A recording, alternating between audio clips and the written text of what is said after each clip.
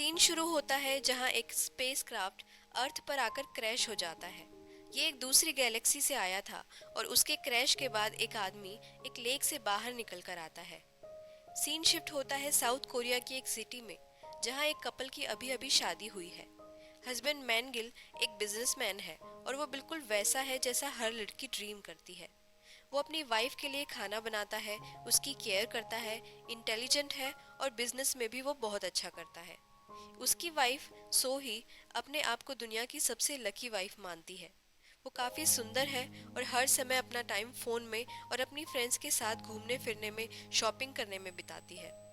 एक दिन वो अपनी स्कूल की रीयूनियन पार्टी में जाती है, जहां वो अपने हस्बैंड की काफ़ी तारीफ करती है कि उसका हस्बैंड दुनिया में सबसे बेस्ट हस्बैंड है। उसका हस्बैंड उसकी हर नीड पूरी करता है, वो उसके लिए इतना हार्ड वर्क कर रहा है और वो सबसे लकीएस्ट वाइफ है।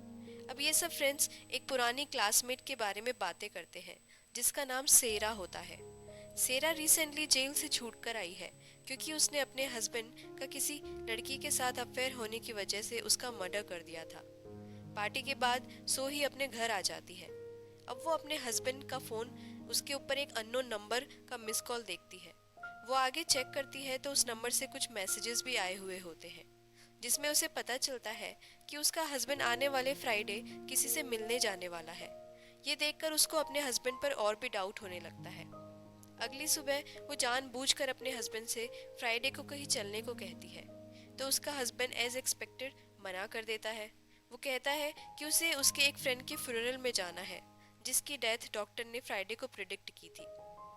ये बात सोही को कुछ जमती नहीं है, तो उसे और भी डाउट आने लगते हैं।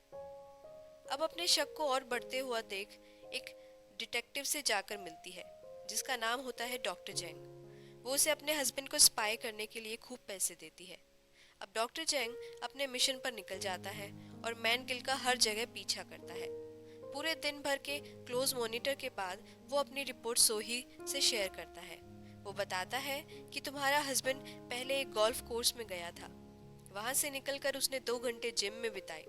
यहाँ गौर करने की बात यह है कि ये पूरे टाइम सिर्फ लड़कियों से ही घिरा हुआ था। बाद में वो दिन में कुछ और लड़कियों से मिलता है।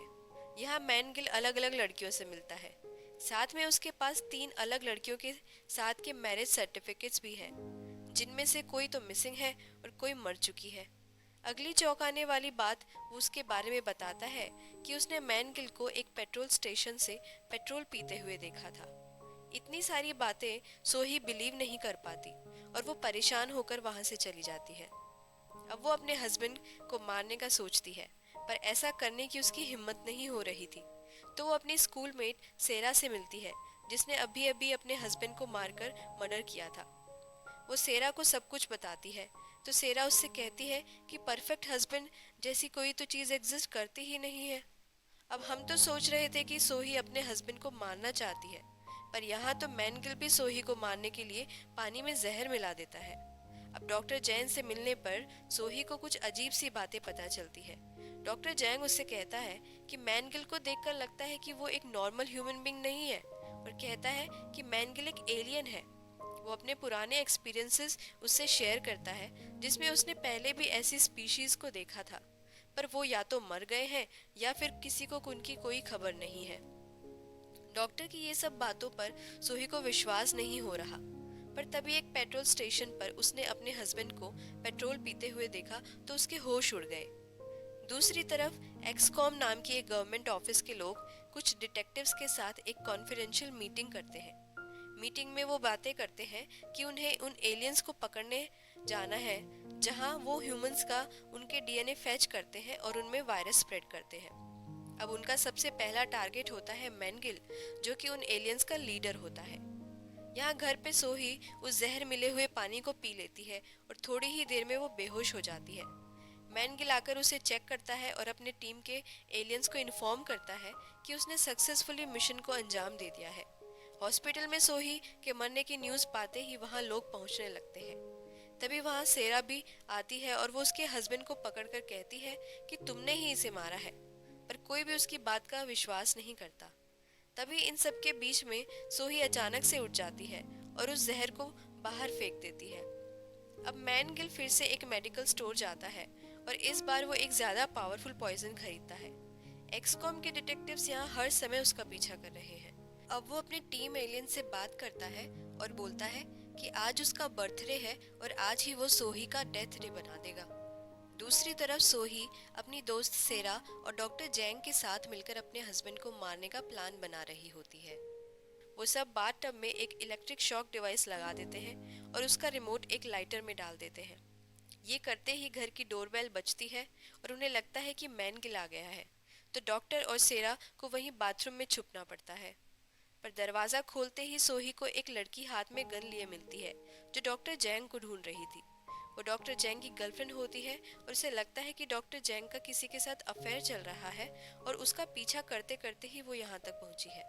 अब वो अपने आप को काम करने के लिए सिगरेट पीना चाहती है, तो वो लाइटर उठाती है और उसे जला देती है। ऐसा करते ही बाथरूम में डॉक्टर जैंग को शॉक लग जाता है। अब वो सब ये नज़ारा देखकर घबरा जाती है क्योंकि डॉक्टर जैंग का वहाँ फ्यूज़ उड़ चुका था।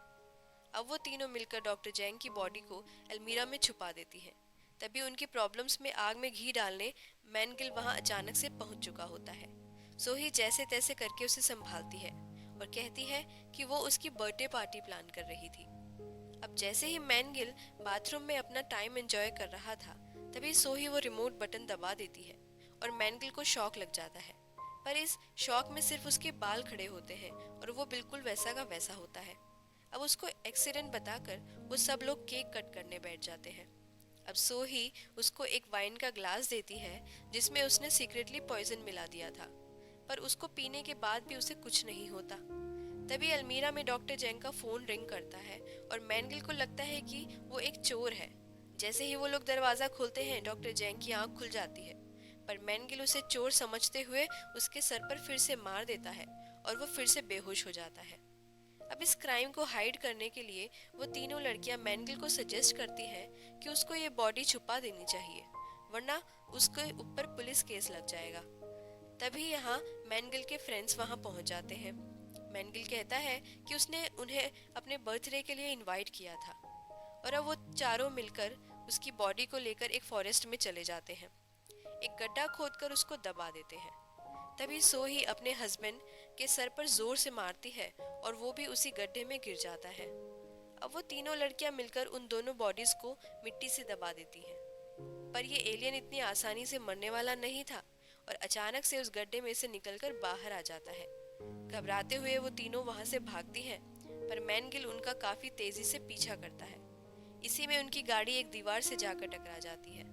तभी मैनगिल गाड़ी का पीछा करते हुए एक खाई में गिर जाता है। घर पहुंचकर वो तीनों मैनगिल के फ्रेंड्स को मरा हुआ पाती है क्योंकि उन्होंने वो जहर वाली वाइन पी ली थी। अब उन तीनों को भी छुपाने के लिए वो फॉरेस्ट में जाती हैं। तभी एक पुलिस चेक पोस्ट पर चेकिंग होती है और जहां ड्रिंक एंड ड्राइव की वजह से पुलिस वाले उन्हें पुलिस स्टेशन ले आते हैं। तभी डॉक्टर जैंग को देखकर वो सब चौंक जाती हैं। इस बार भी डॉक्टर जैंग जिंदा बच गए थे, पर इन सब में वो अपनी याददाश्त खो चुके थे। दूसरी तरफ मैनगिल भी अपने आप को उस खाई में से निकाल लेता है और एक घर में जाकर पेट्रोल पीने लगता है। पेट्रोल पीते ही उसके सारे घाव एक जादू की तरह भर जाते हैं। अब वो पुलिस स्टेशन पहुंचकर सोही को फोन लगाता है, तो सोही का फोन वहीं बजने लगता है। अब उन तीनों लड़कियों को वहां देखकर मैनगिल खुश हो जाता है और पुलिस से उनकी बेल करवाकर उनको अपने साथ ले जाता है। अब सब लोग गाड़ी में बैठते हैं और तभी मैनगिल अपना असली चेहरा सबको दिखाता है और कहता है कि वो सोही को मारना चाहता है। तभी सेरा एक चाकू से उस पर हमला करती है, पर मैनगिल पर इसका कोई असर नहीं होता और इसी लड़ाई में उनकी गाड़ी फिर से एक खाई में गिर जाती है। पर वो तीनों लड़कियां जैसे तैसे अपने आप को वहां से निकाल लेती हैं। तभी वहां एक्सकॉम के डिटेक्टिव्स पहुंचते हैं और वो डॉक्टर जैंग को बचा लेते हैं। अब मैनगिल से छुपते हुए तीनों लड़कियां एक बिल्डिंग में पहुंच जाती हैं, पर वहां भी मैनगिल उनका पीछा करते हुए पहुंच जाता है। अब जैसे ही वो उन पर अटैक करता है, तो एक्सकॉम के डिटेक्टिव्स वहां पहुंच जाते हैं। उन सब में यहाँ लड़ाई होती है। तभी तीनों लड़कियां डॉक्टर जैंग से मिलती है। डॉक्टर को अब कुछ बातें याद आ गई थी और वो अब उनको एक एंटीडोट देता है जो उसने एलियंस के लिए बनाई थी। अब सोही उस एंटीडोट को मैनगिल के पीछे से उसकी बैक में इंसर्ट कर देती है और फाइनली उससे मैनगिल मर जाता है। अब हमें एक साल बाद का सीन दिखाया जाता है जहाँ ये तीनों लड़कियां एक साथ टाइम स्पेंड कर रही हैं और वो सब उन पुराने इंसिडेंट्स को भूल चुकी हैं। यहाँ डॉक्टर जेंग भी उनको ज्वाइन करता है और यहीं पर मूवी का दी एंड हो जाता है। तो दोस्तों, अगर आपको मूवी का एक्सप्लेनेशन पसंद आया हो तो please like and subscribe my channel.